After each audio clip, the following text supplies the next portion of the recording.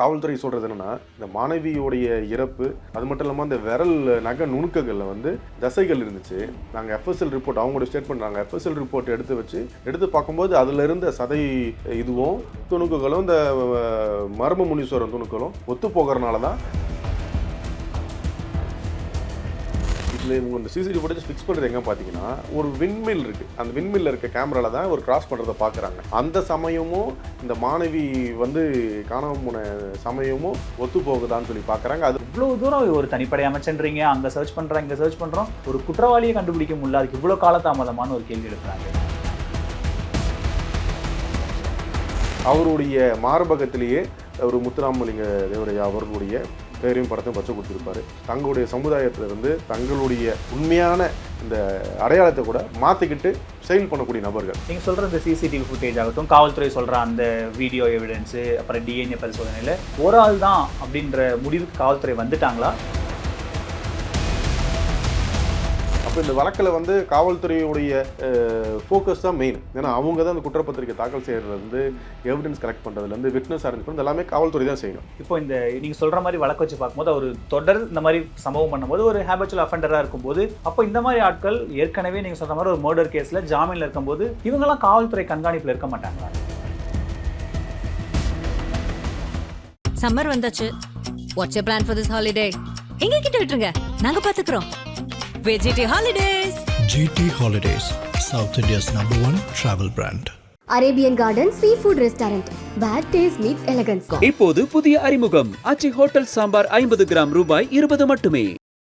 News glitz நேயர்களுக்கு வணக்கம். இன்றைய சிறப்பு நேர்காணலில் நம்மோடு வழக்கறிஞர் திரு பிரம்ம பாலசுப்ரமணியன் நம்மோடு இணைந்திருக்கிறார். அவரை வரவேற்று நிகழ்ச்சிக்கு போகலாம். சார் வணக்கம். சார் வணக்கம். சார், தமிழகத்தையே உழுக்கின விளாத்திக்குளம் மாணவி படுகொலை விவகாரம் தொடர்பாக நேற்று ஒரு முக்கிய குற்றவாளியை கைது பண்ணியிருக்காங்க. போலீஸ் தரப்புலேருந்து நாங்கள் எப்படி கைது பண்ணோம் அப்படின்னு சொல்கிறாங்க. இன்னொரு தரப்பில் விமர்சனம் என்னென்னா, இவர் குற்றவாளியே இல்லை, தேர்தல் சமயத்துக்காக ஒரு விஷயம் பண்ணுறாங்கங்கிறது ஒன்று. இன்னொன்று, அவர் ஏற்கனவே வேற ஒரு குற்றங்களில் ஆயுள் தண்டனை வாங்கி ஜாமீனில் இருக்கார்.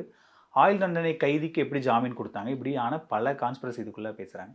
என்ன நடந்து இந்த வழக்கோட பின்னணி என்ன, இவர் எப்படி சிக்கினார்? இவர் பேர் பார்த்தீங்கன்னா மர்ம முனீஸ்வரருடைய பேர் மர்ம முனீஸ்வரன் சொல்லி ஒரு பேர் வந்து மாற்றிக்கிறாங்க. இவர் வந்து தொடர்ந்து நிறைய கொலை, கொள்ளை, கற்பழிப்பு போன்ற வழக்குகளில் கைது செய்யப்பட்டு சிறையில் அடைக்கப்பட்டிருக்கிறார். இவர் யாருடைய சபார்டினேட் அப்படின்னு பார்த்தீங்கன்னா துரைசாமி. நம்ம திருச்சி எம்ஜிஆர் நகரை சார்ந்த எம்ஜிஆர் துரைன்னு சொல்லுவாங்க. அவர் மேலே பல வழக்குகள் இருக்குது. கிட்டத்தட்ட ஒரு 74 வழக்குகள். 74 வழக்கில் 4 கொலை வழக்குகள். அதில் ஒரு வழக்கில் வந்து விடுதலை ஆகிட்டார். மீதி 3 கொலை வழக்குகள், அது மட்டும் இல்லாமல் 70 எதிர வழக்குகள் இருந்துச்சு. கடந்த 2024ஆம் ஆண்டு திருச்சி நகர ஆலங்குடி காவல் நிலையத்தை சேர்ந்த ஆய்வாளர் முத்தையர் தலைமையில் ஒரு டீம் ஒன்று வந்து ஒரு தேடிட்டு இருக்காங்க. தேடும்போது ஆய்வாளரையும் மற்றும் உதவி ஆய்வாளர் மகாலிங்கத்தை வந்து ஒரு தாக்கியதுனால வேறு வழி இல்லாமல் அவங்களுடைய உயிரை காப்பாற்றிக்கணுன்ற காரணத்தினால இவர் எம்ஜிஆர் நகர் துறையை வந்து என்கவுண்டர் பண்ணிடுறாங்க. ஆனால் அது ஒரு பெரிய அளவில் வந்து பேசப்படுது. ஏன்னா 17 ஆண்டுகள் கழித்து திருச்சி மாநகரத்தில் வந்து ஒரு என்கவுண்டர் நடக்குது திருச்சி மாவட்டத்தில்ன்றால. ஏன்னா 17 ஆண்டுகள் முன்னாடி மணமேடு சங்கர்ன்ற ஒருத்தர் வந்து என்கவுண்டர் பண்ணியிருந்தாங்க. அதுக்கப்புறமா இவர் தான் வந்து என்கவுண்டர் பண்ணுறாங்க. துரையை தான். ஒரு துரை அவருடைய வயது 41 வயது. அவருடைய குற்ற வழக்குகள் பார்த்தீங்கன்னா திருச்சி, கோயம்புத்தூர், மதுரை சார்ந்த பகுதிகள்லாம் இருக்கும். இவர் இந்த ஒரு துரையோ வந்து பார்த்தீங்கன்னா திண்டுக்கலை சார்ந்த ஒரு பிரபல ரவுடி ஒருத்தர் இருக்கார். அவருடைய பேரை சொல்லி அவரோட கூட்டாளின்னு சொல்லி தான் வளம் வந்துக்கிட்டு இருந்தார். நாளடைவில் அந்த அவங்க சொல்லக்கூடிய அந்த பிரபல ரவுடி அவருடைய கூட்டாளி இல்லை, பொய்யாக இவர் வந்து நான் அவருடைய கூட்டாளின்னு சொல்லி மற்றவங்களும் மிரட்டிக்கிட்டு இருக்காருன்ற விஷயமும் வந்து தெரிய வந்துச்சு. 2023 இவர் துரையுடைய தம்பி சோமசுந்தர் 2 பேரையும் புதுக்கோட்டை காவல் இதே மாதிரி ஒரு அசம்பவத்தில் வந்து அவர் தேடிக்கிட்டு வராங்க. தேடிட்டு வரும்பொழுது காட்டுப்பகுதியிலேருந்து தப்பிச்சு போகும்போது காவலர்கள் தாக்கிடுறாங்க. அதற்காக 2 பேரும் காலில் சுட்டு பிடிக்கிறாங்க. 23 எம்ஜிஆர் நகர் ஒரு துரையையும் அவங்க தம்பி சோமசுந்தரத்தையும் காலில் சுட்டு பிடிக்கிறாங்க. அடுத்து ஒரே ஆண்டுக்குள்ளே திரும்பி காவல்துறை வேற ஒரு வழக்கில் அவங்களை தேடும் பொழுது திருப்பி அதே மாதிரி போலீஸ் வந்து அசால்ட் பண்ணும்பொழுது தான் வேறு வழி இல்லாமல் ஒரு ஆய்வாளர் முத்தையன் வந்து ஃபஸ்ட் இடத்துல வார்னிங் கொடுக்குறாரு. எடுத்தோன்னு ஓப்பன் ஃபயர் வானத்தை நோக்கி சுடுறாரு. சுட்டு அவங்க கேட்காம திருப்பி காவல்துறை அட்டாக் பண்ணுறதுனால அவங்களுடைய பாதுகாப்பு கருதி ஓப்பன் ஃபயர் பண்ணுறாங்க. 2 குண்டுகள் உடம்புல வந்து பாயணுன்னு இடத்துல சம்பவ இடத்துல அவர் வந்து உயிர் பிரிஞ்சு இறந்துறாரு. ஒரு மர்ம மனுஷன் பார்த்தா இவர் மதுரை சிறைச்சாலையில் இருக்கும் பொழுது அங்கே அவருக்கு பழக்கம் ஏற்படுது. இவருக்கும் துரைக்கும். அதில் வந்து இவர் என்ன பண்ணுவார், இந்த சிறைச்சாலைகளில் வந்து சில முதல் தடவையாக குற்றவாளியாக உள்ளே போகும்பொழுது, குற்றம் சாட்டப்பட்டு உள்ளே போகும்பொழுது எடுத்தவொன்னே யாரும் தெரியாது, பழக்கம் இருக்காது இல்லையா. அவர்களுக்கு வந்து சிறைச்சாலை நல்ல ஒரு உணவு, அதாவது வெளியே சாப்பிட்ற அளவுக்கு உணவு இருக்காது. ஏன்னா வெளியே சாப்பிட்ற மாதிரி உணவு இருந்துச்சு எல்லாருமே ஜெயிலுக்குள்ளே போய் உட்காந்துக்கிடுவாங்களே. அதனால் அதுக்கேற்ற அளவு சாப்பாடு தான் கொடுப்பாங்க. வெளியே இருக்க அளவுக்கு அந்த அளவுக்கு ஒரு ருசியான சாப்பாடு அப்படிலாம் இருக்காது. அந்த சாப்பாடு தரும்பொழுது இவர் ஒரு ரவுடியாக இருக்கார், இவர்கிட்ட நம்ம கீழே இருந்தோம்னா இவருக்கு வரக்கூடிய அந்த மனு பொருட்களை சம்மந்தமாக வர ஃபுட் ஐட்டம்ஸை நம்ம எடுத்துக்கலாம் அப்படின்ட்டு அவர் கூட சேர்ந்து கூட்டாளியாக இருக்கு. ஃபஸ்ட்டு கூட்டாளியாக போல ஆல்ட்டி வேலை சொல்லுவாங்க. ஆல்ட்டினா அவங்களுக்குள்ள இந்த எடுப்பு வேலை செய்கிறது, அவங்களுக்கு துணி துவச்சி போடுறது கொள்வது, இந்த மாதிரி வேலைகள்லாம் வந்து பார்த்துட்டு வரார். இவர் துரை எப்படி தெரியும் அப்படின்னு பார்த்தீங்கன்னா, ஒரு திருச்சியில் 2018 ஒரு வழக்கில் வந்து ஒரு கொலை வழக்கில் இவர் வந்து கைதாகிறாரு. மதுரை சிறை வச்சுருக்காங்க. அந்த சிறையில் இருக்கும்பொழுது இவருக்கு அந்த வழக்கு சம்மந்தமாக நம்ம இந்த வழக்குகள் பார்க்கும்பொழுது அவரோட விஷயங்கள் நம்மளை தெரிய வரதான் இந்த துரை கூட இவரும் ட்ராவல் பண்ணுவார். இந்த மருவமுனீஸ்வரம் மலையும் ஏகப்பட்ட வழக்குகள், கற்பழிப்பு, கொள்ளை. ஆனால் கோவில்பட்டியில் ஒரு 2 ஆண்டுகளுக்கு முன்னாடி ஒரு 65 வயது தக்க ஒரு மூதாட்டியை வந்து கற்பழிப்பு செய்து அவங்க நகையை வந்து எடுத்துக்கிட்டு வந்து அதுதான் வந்து லைஃபர் ஆகிறார். ஆயுள் தண்டனை கொடுத்து அவர் கை செய்றாங்க. அதில் தான் வந்து அவர் விடுதலையாக வெளியே வர்றாரு. அந்த வழக்கை பார்த்தீங்கன்னா கிட்டத்தட்ட 1.5 ஆண்டுகள் காலமாக யார் குற்றவாளின்னு தெரியலன்னு சொல்லி காவல்துறை வந்து குழப்பத்தில் வந்து விட்டுருந்தாப்ப அந்த 65 வயதுக்கு மூதாட்டியை ரேப்கு மர்டர் பண்ணிவிட்டு அவங்க ஜுவல்ஸ் எல்லாம் மட்டும் எடுத்துகிட்டு போயிட்டு ஒரு பான் புரோக்கர் ஷாப்பில் வச்சுருக்காங்க. போலீஸ் என்ன பண்ணுறாங்க, அந்த ஜுவல்லரியை ஃபுல்லாக வந்து தேடும்பொழுது ஒரு பான் புரோக்கர் ஷாப்பில் அந்த ஜுவல்லரி இருக்குது, அந்த மூதாட்டி அணிந்த நகைகளை. அதை எடுத்து பார்க்கும்பொழுது நகை துணுக்கள் அது இருக்குது. ஸோ அப்போ அந்த பாட்டி தான் கன்ஃபார்ம் பண்ணுறாங்க யார் அந்த நகையை அடக்க வச்சு பார்க்கும்பொழுது இந்த மருவமுனீஸ்வரன். அந்த பேஸில் தான் அந்த எஃப்எஸ்எல் ரிப்போர்ட்டை வச்சுட்டு அவர் கை செய்கிறாங்க. அதில் அவருக்கு இப்போது ஜாமீன் கிடைக்கும். ஜாமீன் கிடைத்த வச்சு தான் அவர் வந்து நீதிமன்றத்தில் கொண்டு போயிட்டு ரெகுலராக இந்த கண்டிஷன் பில் கையெழுத்து போட்டுருவார். இந்த கண்டிஷன் கையெழுத்து போட்ட ஒரு வழியில் பார்த்திபனூரில் ஒரு இருசக்கர வாகனத்தை வந்து திருடி அந்த வாகனம் தான் கையெழுத்தே போட போயிருக்காரு. ஓகே. காவல்துறை சொல்கிறது என்னென்னா, இந்த மாணவியோடைய இறப்பு அது மட்டும் இல்லாமல் அந்த விரல் நகை நுணுக்கங்களில் வந்து தசைகள் இருந்துச்சு. நாங்கள் எஃப்எஸ்எல் ரிப்போர்ட் அவங்களோட ஸ்டேட்மெண்ட் நாங்கள் எஃப்எஸ்எல் ரிப்போர்ட் எடுத்து பார்க்கும்போது அதில் இருந்த சதை இதுவும் துணுக்குகளும் இந்த மர்வமுனீஸ்வரன் துணுக்களும் ஒத்து போகிறனால தான் இவர் நாங்கள் இதில் அக்யூஸ்டில் ஃபிக்ஸ் பண்ணி அரெஸ்ட் பண்ணியிருக்கோம் அப்படின்னு சொல்கிறாங்க. சில கட்சிகள் வந்து இந்த கேள்வி எழுப்புறாங்க. என்ன கேள்வி எழுப்புறாங்கன்னா, உண்மையான குற்றவாளி வந்து மர்வமுனீஸ்வரன் கிடையாது, பொய்யாக இந்த வழக்கில் வந்து சேர்க்கப்பட்டுள்ளார். ஏன்னா வந்து காவல்துறையினர் இந்த வழக்கை எலெக்ஷன் டைம் வர முடிக்கணும், இதுக்கு முன்னாடி ஆண்டு இருந்த இந்த அரசுக்கு வந்து அவப்பேர் உண்டாகக்கூடாதுன்ற காரணத்துக்காக அந்த அரசுக்கு சார்பாக மருவமுனீஸ்வரனை வந்து கைது செஞ்சு இந்த வழக்கில் வந்து கொண்டு வராங்க, உண்மையான குற்றவாளிகளை வந்து காட்டலை அப்படின்னு சொல்கிறாங்க. அப்படின்னு பார்த்தா மருவமுனீஸ்வரனுடைய பாஸ்ட் முன்னாடி இருந்த இந்த குற்றங்கள் அவர் செய்தெல்லாம் பார்த்தாலே அவர் சொந்த குடும்பத்தில் இருக்க பெண்களை வந்து இதே மாதிரி செக்ஷுவல் அபியூஸ் பண்ணியிருக்காரு, தாயாரை பண்ணியிருக்கிறாரு. இது மட்டும் நிறைய அவருக்கு ஒரு குற்றங்கள் எல்லாம் இருக்குது. அது இல்லாமல் அங்கே தொடர்ந்து இத்தனை நாட்களாக தேடி வரும்பொழுது ஒரு சிசிடிவி அந்த வழியில் போகிற ஒருத்தர் மட்டும்தான் இருக்காங்க. அதை வச்சு ஃபிக்ஸ் பண்ணுறாங்க. இப்போ காவல்துறை நிறைய பேர் வந்து விசாரிக்கிறாங்க. நிறைய சயின்டிஃபிக் எவிடன்ஸ் மட்டும் தான், அது சயின்டிஃபிக் எவிடன்ஸாக வந்து ப்ரூவ் பண்ணி இந்த சயின்டிஃபிக் எவிடன்ஸ் மூலியமாக தான் நாங்கள் அரெஸ்ட் பண்ணணும்னு சொல்லி காவல்துறை சொல்கிறாங்க. அதே மாதிரி நார்மலாக ஒரு தேர்ட் பர்சனை வந்து தேவையில்லாமல் ஒரு வழக்கில் வந்து இழுத்து இவர் தான் அந்த குற்றவாளின்னு சொன்னால் நீதிமன்றத்துலேருந்து விடுதலையும் பெறும். இது காவல்துறைக்கு நல்லாவும் தெரியும். ஸோ இவங்க சொல்கிற விஷயமே சயின்டிஃபிக் எவிடன்ஸ் மூலியமாக தான் நாங்கள் கொண்டு வந்தோம், நாங்கள் ஒன்றும் கண்மூடித்தனமாக ஒரு நபரை வந்து ஃபிக்ஸ் பண்ணலை அப்படின்றாங்க. ஒரு மர்வமுனீஸ்வரன் பார்த்தீங்கன்னா ஒரு வேற்று சமுதாயத்தை சார்ந்தவர் சிறைச்சாலைகளில் வந்து இருக்கும் பொழுது, ஏன்னா மதுரையெல்லாம் சார்ந்து பார்த்தீங்கன்னா ஒரு 2-3 ஜாதிய பிரிவு சார்ந்து அதிகமாக இருப்பாங்க. அவருடைய மார்பகத்திலேயே ஒரு முத்துராமலிங்க தேவரையா அவர்களுடைய பேரையும் படத்தையும் பச்சை கொடுத்துருப்பாரு. சிலவங்க அங்கே இருக்கவங்க வந்து நினச்சிக்கிடுவாங்க சரி அந்த சமுதாயத்தை சார்ந்தவங்க அப்படின்னு சொல்லி கேட்கும்பொழுது அவர் வேற்று சமுதாயத்தை வந்து சார்ந்தவர் அப்படின்றது வந்து அப்புறமா தான் இவங்களாம் தெரிய வருது. தெரியுதுன்னு கேட்டால் அவர் ஐயா மலை வந்து எனக்கு அவ்வளவு பட்டு, அதனால தான் நான் வந்து அவருடைய புகைப்படத்தை நான் வந்து புகைப்பட பேரை வந்து பச்சை கொடுத்துருக்கேன் அப்படின்னு சொல்லுவார். இவங்க எல்லாருமே எப்படின்னா தங்களுடைய சமுதாயத்திலிருந்து தங்களுடைய உண்மையான அந்த அடையாளத்தை கூட மாற்றிக்கிட்டு செயல் பண்ணக்கூடிய நபர்கள். ஸோ இந்த விஷயத்தில் இந்த வழக்கில் பார்க்கும் பொழுது இவர் செஞ்சிருக்கார் அப்படின்னு சொல்லி காவல்துறையுடைய ஸ்டேட்மெண்ட் இருக்குது. இவர் சில கைது செய்யப்பட்டிருக்கிறாரு. மேற்கொண்டு இவரிடம் விசாரணை நடத்தி மீதி இருக்க குற்றவாளிகள் யாரான இவர் ஒருத்தர் மட்டும் இல்லை, கூட இந்த குற்றவாளிகள் அவங்களே வந்து குற்றவாளிகளும் இவர் விசாரணை செய்ததுக்கப்புறமா தான் அவங்க அடுத்தடுத்து யாருன்னு சொல்லி நகர்வுகள் இருக்கும். இந்த வழக்கில் வந்து குற்றப்பத்திரிகை தாக்கல் செய்ததுக்கப்புறமா நீதிமன்றத்துடைய தீர்ப்பானது தான் கடைசியான தீர்ப்பாக பார்க்கணும். இப்போ இதில் கிட்டத்தட்ட இந்த சம்பவம் நடந்து ஒரு 10-12 நாள் கிட்ட 2 வாரம் கிட்ட ஆயிடுச்சு. போலீஸாரும் பல கால்கள், அதுக்கப்புறம் வந்து பல ரெக்கார்ட்ஸு, பல சிசிடிவி ஃபுட்டேஜ் வச்சு தான் இந்த இடத்துக்கு வந்திருக்கிறதா சொல்கிறாங்க. இந்த ஒரு நீங்கள் சொல்கிற மாதிரி ஒரு சின்ன ஏரியா, சின்ன ஊர், ஸோ நீங்கள் சொல்கிற மாதிரி நிறைய சயின்டிஃபிக் டெவலப் ஆன இந்த சமயத்தில் இந்த வழக்குக்கு இவ்வளவு காலதாமதமாகும். அதுதான் நிறைய பேர் கொஸ்டின் பண்றாங்க. இது இவ்வளவு தூரம் ஒரு தனிப்படை அமைச்சன்றீங்க, அங்க சர்ச் பண்றாங்க, இங்க சர்ச் பண்றோம், ஒரு குற்றவாளியை கண்டுபிடிக்க முடியல, அதுக்கு இவ்வளவு காலதாமதமான ஒரு கேள்வி எழுப்புறாங்களே. அந்த ப்ரெஷர்னால ஒருவேளை இவர் பேரை சேர்த்திருக்காங்கன்னு சில பார்வைகளை சொல்றாங்க. அது உண்மைதானா? இல்லை, இப்போ நகரம் சொல்லி எடுத்துக்கிட்டிங்கன்னா அங்கங்கே சிசிடிவி ஃபுட்டேஜ் இருக்கும். நம்ம அதை வச்சு ஆக்சஸ் பண்ணி இந்த பர்சன் சொல்லி ஃபிக்ஸ் பண்ண முடியும். இப்போ இத்தனை நாட்களுடைய காலதாமதம் என்னன்னு பார்த்தீங்கன்னா, கிராம பகுதிகளில் வந்து அங்கங்கே சிசிடிவி ஃபுட்டேஜ் இருக்காது. இன்றைய வரைக்கும் நகரங்களையும் கிராமப்புறங்களை பார்க்கும் பொழுது இன்னும் கிராமப்புறங்கள் வந்து வளர்ச்சி அடையாமல் தான் இருக்குது. இதில் இவங்க இந்த சிசிடிவி ஃபுட்டேஜ் ஃபிக்ஸ் பண்ணுறது எங்கே பார்த்தீங்கன்னா, ஒரு விண்மில் இருக்குது. அந்த விண்மில்ல இருக்க கேமராவில் தான் ஒரு கிராஸ் பண்ணுறதை பார்க்குறாங்க. அந்த சமயமும் இந்த மாணவி வந்து காணாமல் போன சமயமும் ஒத்து போகுதான்னு சொல்லி பார்க்குறாங்க. அது மட்டும் இல்லாமல் அந்த பிஎம்ஓ ரிப்போர்ட் சொல்லுவாங்க, இந்த போஸ்ட்மார்ட்டம் ரிப்போர்ட், அது இல்லாமல் இந்த தசை அணுக்கள் இதெல்லாம் பார்க்கும் பொழுது நம்ம ஒருவருடைய உயிர் போனது பிஎம்ஓ ரிப்போர்ட்டில் இந்த நேரத்தில் ஃபார் எக்ஸாம்பிள் வந்து 2 to 4 o'clock அந்த உயிர் போயிருக்கலாம், இந்த நேரத்தில் நடந்திருக்கலாம்னு சொல்லி மருத்துவர்களாக ஃபிக்ஸ் பண்ண முடியும். காவல்துறையால் முடியும். இது எல்லாமே சயின்டிஃபிக் எவிடன்ஸாக இருக்கும். அதுதான் கொண்டு வராங்க அவங்க. இந்த டைமில் ஒரு கையெழுத்து போட்டு வராரு, இந்த டைமில் இந்த வண்டி மட்டும் தான் போகுது, மீதி பேர் எல்லாரையும் விசாரிக்கிறாங்க, அவங்களோட தசை அணுக்கள் எடுத்து மேட்ச் பண்ணி பார்க்குறாங்க, மேட்ச் ஆகலை, இவருக்கு மட்டும் தான் மேட்ச் ஆகுது. அப்போ அந்த வழியில் அவர் மட்டும் தான் போயிருக்காரா அப்படின்னு பார்த்தா இல்லை, நிறைய பேர் போயிருக்காங்க. அந்த ட்ராவல் பண்ணவங்க எல்லாரையும் கூப்பிட்டு விசாரணை செய்கிறாங்க.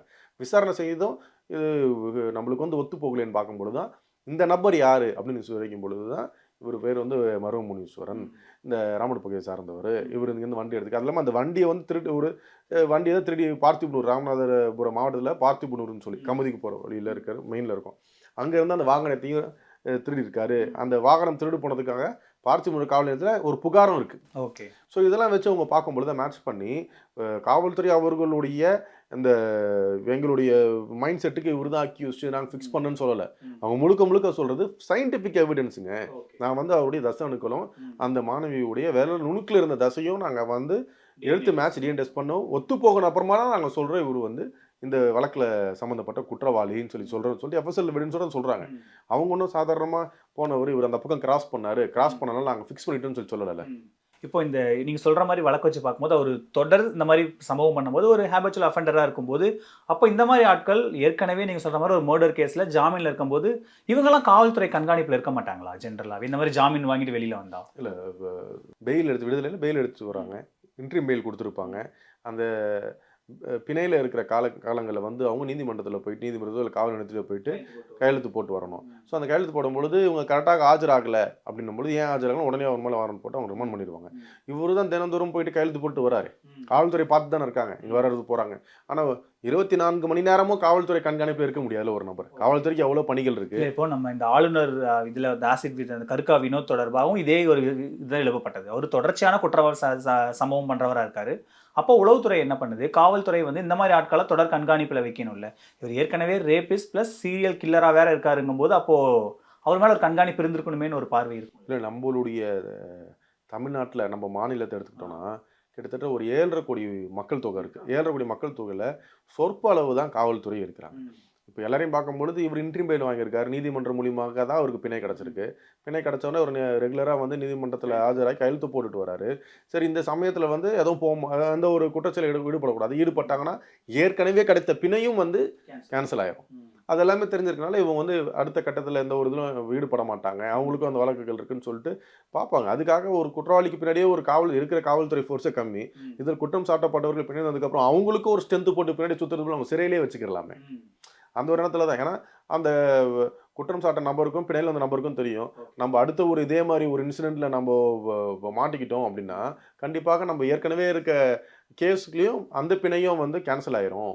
நம்ம திருப்பி வெளியே வர முடியாது. அப்போ இந்த வழக்குகள் எல்லாத்தையும் நம்ம முடிச்சுட்டு தான் வெளியே வர மாதிரி. தொடர்ச்சியாக செக்ஷுவல் ஆக்டிவிட்டி நீங்கள் சொல்கிற மாதிரி தாய் கூட இருக்கிற சகோதரி, இப்போ நீங்கள் சொல்கிற மாதிரி ஒரு மூதாட்டி, இப்போ ஒரு பள்ளிக்கு ஒரு சிறுமி, இப்படியான அவருடைய பேட்டர்னே ரொம்ப தப்பாக இருக்கு. இல்லை, பேட்டர்ன் நீங்கள் சொல்கிறது கரெக்டு தான். இப்போ காவல்துறை வந்து காவல்துறையுடைய நிலைமை என்னென்னா கைது செய்து நீதிமன்றத்தில் ஆஜர்படுத்துவாங்க. நீதிமன்றம் தான் கடைசியாக இந்த வழக்குகளுக்கு வந்து வழக்கு நடத்த முடிச்சதுக்கப்புறமா தீர்ப்பு கொடுக்கணும்.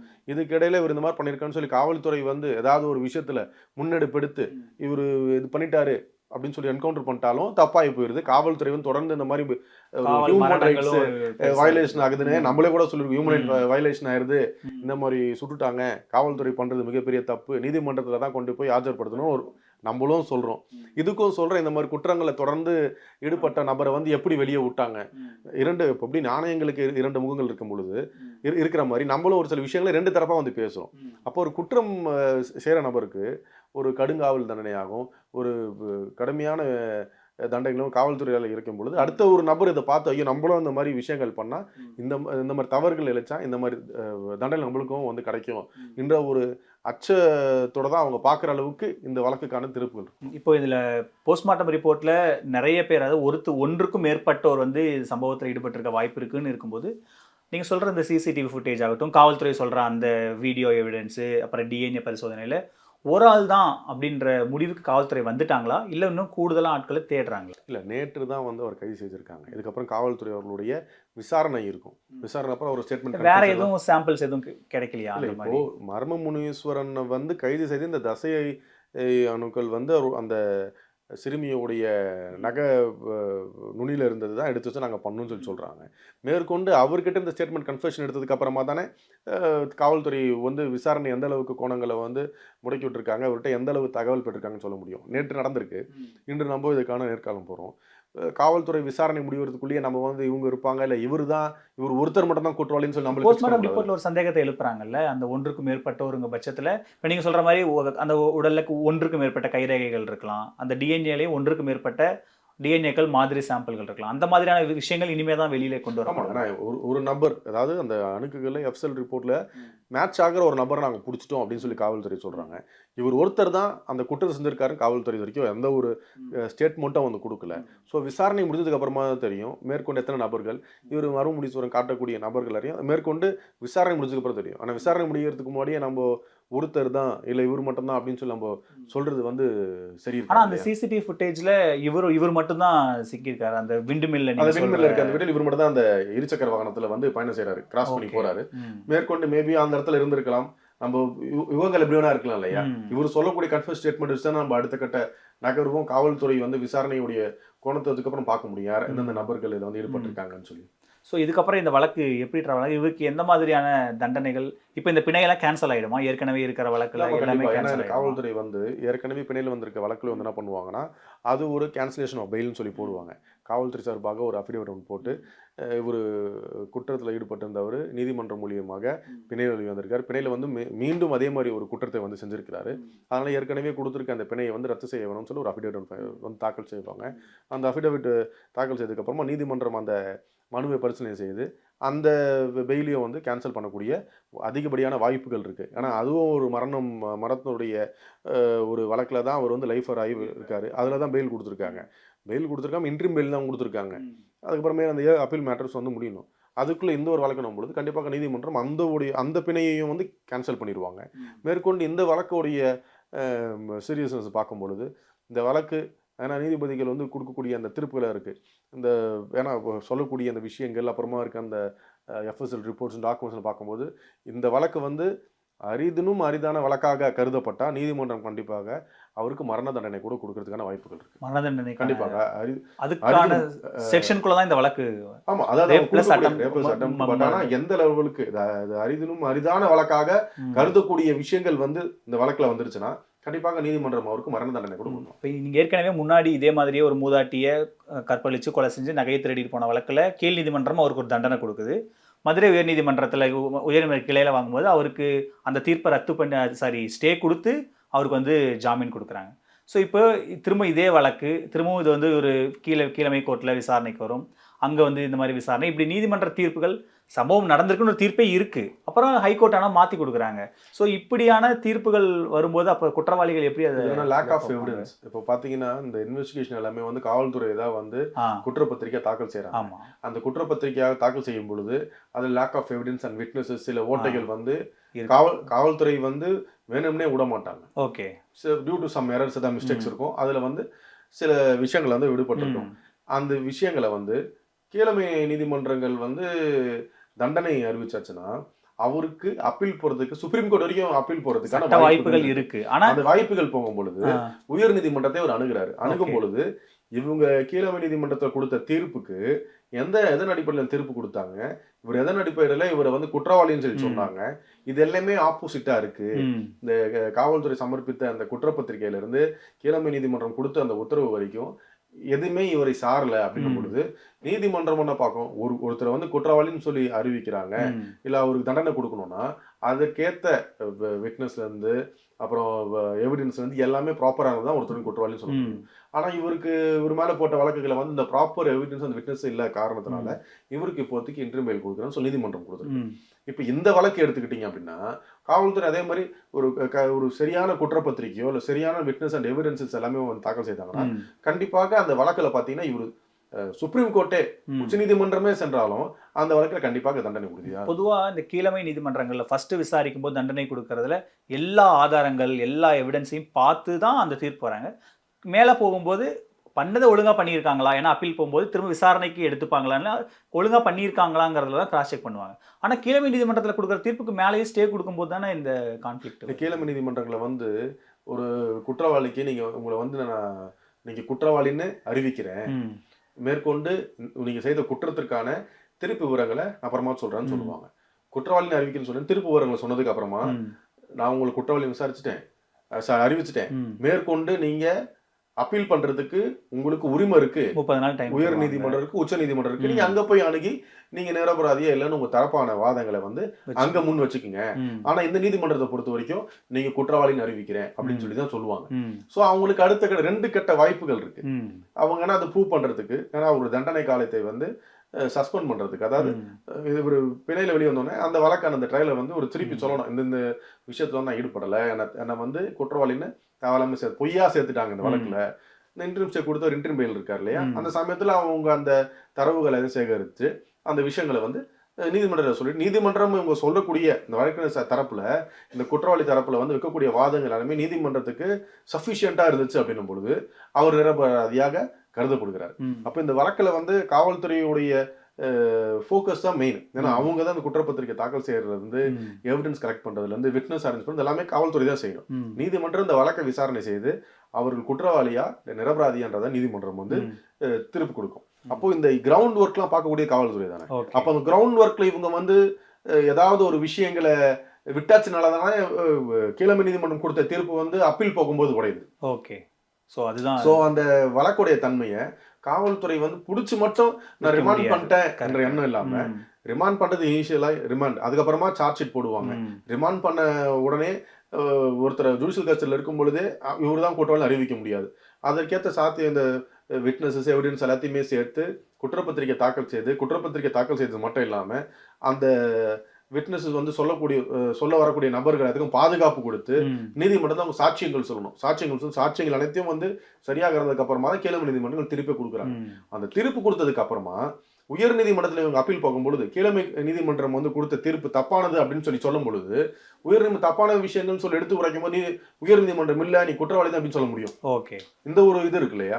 ஸோ அதனால காவல்துறை எந்த ஒரு வழக்கு எடுத்துக்கிட்டாலும் அந்த வழக்குல வந்து நல்ல ஒரு இன்வெஸ்டிகேஷன், அதாவது இப்போ சில வழக்குகள் எடுத்துட்டீங்கன்னா லா அண்ட் ஆர்டர் போலீஸ் இருக்கு, சிபிசிடி, அதாவது விங் தமிழக காவல்துறை நிறைய விங் இருக்கு. விங் இருக்கும் பொழுது எடுத்த உடனே என்ன கேட்கறாங்க, சிபிசிஐடி விசாரணை இல்ல அதோட ஒரு பெருந்தலைவருடைய கொலை அந்த மாதிரினா சிபிஐ விசாரணை பண்றாங்க. அப்ப நம்ம தமிழக காவல்துறையில இந்த வழக்கை வந்து கையாள முடியலையா, ஏன் இந்த வழக்கை வந்து உலகம் விசாரிக்கலையா அப்படின்னு பார்த்தா இவங்க வந்து எல்லா வழக்குமே நார்மல் வழக்கு மாதிரி பார்ப்பாங்க. ஒரு தனி இன்வெஸ்டிகேஷன் ஏஜென்சி இருந்தா இவங்க விடுபட்ட சில எவிடன்ஸை கூட அந்த வழக்குகள்ல அந்த தனியா இருக்கக்கூடிய அந்த விசாரணை அந்த இன்வெஸ்டிகேஷன் ஏஜென்சி கண்டிப்பா எடுத்துரும். அப்படின்றதுனாலதான் அடுத்த இன்வெஸ்டிகேஷன் ஏஜென்சி வந்து கேட்கறது. நான் பார்த்த ஒரு சில வழக்குகள்ல கூட நார்மல் லா என்ஃபோர்சிங் ஏஜென்சி பார்க்கக்கூடிய வழக்குகள் இல்லாம இதுக்கு தனியாக இன்வெஸ்டிகேஷன் ஸ்பெஷல் ஏஜென்சிஸ் இருந்தா மட்டும்தான் நான் பார்த்து அந்த வழக்குல உண்மையான தீர்ப்பு கிடைக்கும், நியாயம் கிடைக்கும் அப்படின்னு சொல்லி அந்த ஸ்பெஷல் இன்வெஸ்டிகேஷன் ஏஜென்சிக்கு உயர்நீதிமன்றம் மூலியமாக நம்ம வந்து டிரான்ஸ்ஃபர் இன்வெஸ்டிகேஷன் சொல்லி கேட்போம். ஏன்னா அந்த ஸ்பெஷல் இன்வெஸ்டிகேஷன் ஏஜென்சி உள்ள வந்துச்சுன்னா இந்த நார்மல் காவலர்கள் உள்ள ஈடுபடவே மாட்டாங்க, அவங்க யூனிஃபார்ம்ல வர மாட்டாங்க. அவங்க விசாரிக்காத நபருக்கு மட்டும் எல்லாரையும் விசாரிச்சிருப்பாங்க, அந்த ரிப்போர்ட்டே வர மாதிரி இருக்கும். புதுசாக ஒரு புது எஃப்ஐஆர் போடுவாங்க, புதுசா இன்வெஸ்டிகேஷன் ஃப்ரம் த பிகினிங்ல இருந்து எண்ட் வரைக்கும் யாரெல்லாம் விசாரிச்சாங்களோ அதுக்கு மேல விசாரிப்பாங்க. ஸோ புதுசாக நிறைய தடயங்களும் விட்னஸுங்களும் வந்து இதுல கிடைக்கப்பட்டதுக்கு அப்புறமா தான் அவங்க போடுற குற்றப்பத்திரிகை டோட்டலாக டிஃபர் ஆகும். ஓகே, இப்போ நீங்க முன்னாடி சொன்ன மாதிரி அந்த திருச்சியில இருக்கிற துரைக்கும் இவருக்கும் அதுக்கப்புறம் இவங்க 2 பேரும் அந்த என்கவுண்டருக்கு முன்னாடி 2 பேரும் சேர்ந்து தான் இந்த மாதிரி கிரைம் எல்லாம் பண்ணிட்டு இருந்தாங்களா? இவர் துரைன்றவர் கூட பார்த்தா தீபக் ராஜா திருநெல்வேலியை வந்து பெரிதளவு பேசப்படி தீபக் ராஜாவுடைய கொலையில் ஈடுபட்ட நவீன் என்ற கூடிய நபருக்கு இவர் அடைக்கலம் கொடுத்ததாகவும் வந்து பரவலாக பேசப்பட்டது. இவரு துரை பரவலாக இவர் வந்து அடைக்கலம் கொடுத்ததாகவும் அந்த சமயத்துல வந்து 2024ஆம் ஆண்டு அப்போ பரவலாக பேசவும் பட்டது. ஆனா அவரை வந்து தொடர் குற்றச்செயலில் ஈடுபடுறாரு. மதுரை சிறைச்சாலையில தான் வைக்கிறாங்க. ஏன்னா அந்த திருச்சி மாவட்ட சிறையில வச்சா அங்க இருக்கக்கூடிய நபர்களுக்கு இவருக்கும் உயிருக்கு ஆபத்து இருக்கிறதுனாலதான் மதுரையில இவரை வந்து வைக்கிறாங்க. மதுரையில போனதுக்கு அப்புறமா தான் இவரும் மதுரை சிறைச்சாலை வர்றாரு இல்லையா, அங்க பழக்கம் ஏற்பட்டு தான் நான் இவருடைய சபார்டினேட் அப்படின்னு சொல்லி இவர் வந்து வெளியே பேர் சொல்லிடுவாங்க. ஏன்னா சிறையை பொறுத்த வரைக்கும் எந்த ஒரு புது குற்றவாளிகள் உள்ள வந்தாலும் மற்றவர்கள் யாரும் அவங்கள வந்து சீண்டக்கூடாது, எதுவும் பண்ணிடக்கூடாதுன்றக்காக அவங்களுக்கு தோதான விருப்பமான ஆட்களோட போய் கூட சேர்ந்துக்கிறது, சேர்ந்து அப்படியே அவங்க கூட வேலைகள்லாம் செஞ்சு இது பண்ணோன்னே அப்புறம் இவர் கூட இருக்கேன், ஒரு அண்ணன் கூட தான் இருக்கேன், அண்ணன் தான் பாத்துக்கிறேன், அவருக்கு இவர் மேல பாசம் ஏற்பட தம்பி என் கூட தான் இருக்கான் அப்படின்னு சொல்லுவாரு. அதை பேசி நடத்த குற்றங்களை வந்து கூலிப்படையா இல்ல என்ன கேட்டகரியில காவல்துறை சொல்கிறது வந்து இவர்கள் வந்து முழுக்க கூலிப்படை, தன்னிச்சையாக செயல்படும் ரவுடிகள் வந்து 2 கேட்டகரி இருக்கு.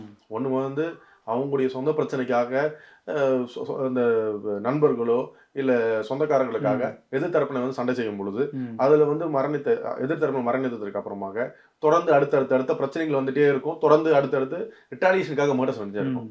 அந்த தரப்புல இருக்க ரவுடிகள்ன்றது தனி, அவங்களால பொதுமக்களுக்கு பாதிப்பு ஏற்படாது. இந்த 2ஆம் கட்ட ரவுடிகள் பாத்தீங்கன்னா ஒருத்தர் வந்து வெஞ்சன்ஸ் இருக்கும், அவரால் போயிட்டு டைரக்டா அவரை வந்து கேட்க முடியாது, அடிக்க முடியாது, மிரட்ட முடியாது. இவர்கள்ட்ட சொன்னது பிஹாஃப் ஆஃப் தெம் இவங்க ஆக்ட் பண்றது வந்து கூலிப்படைன்னு சொல்லி சொல்றாங்க.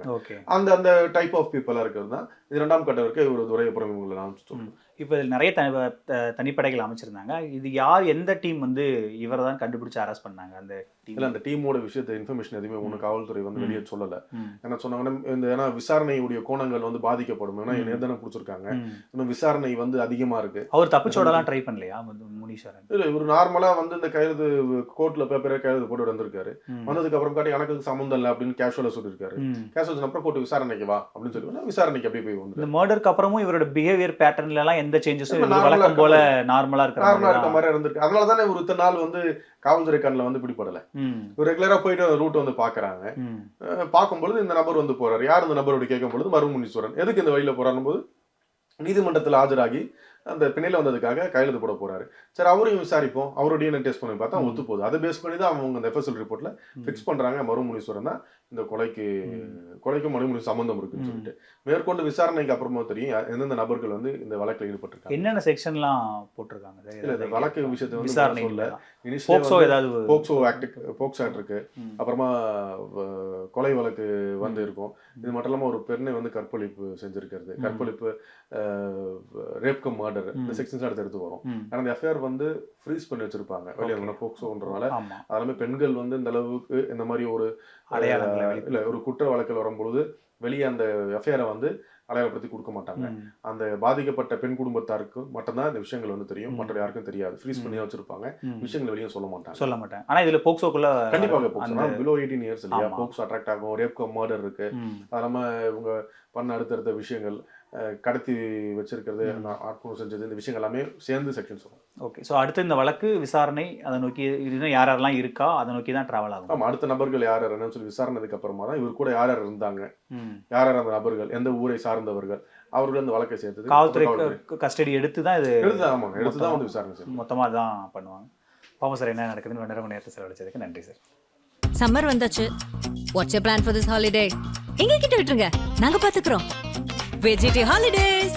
GT Holidays, South India's #1 travel brand. Arabian Garden Seafood Restaurant, where taste meets elegance. இப்போது புதிய அறிமுகம் ஆச்சி ஹோட்டல் சாம்பார் 50 கிராம் ரூபாய் 20 மட்டுமே.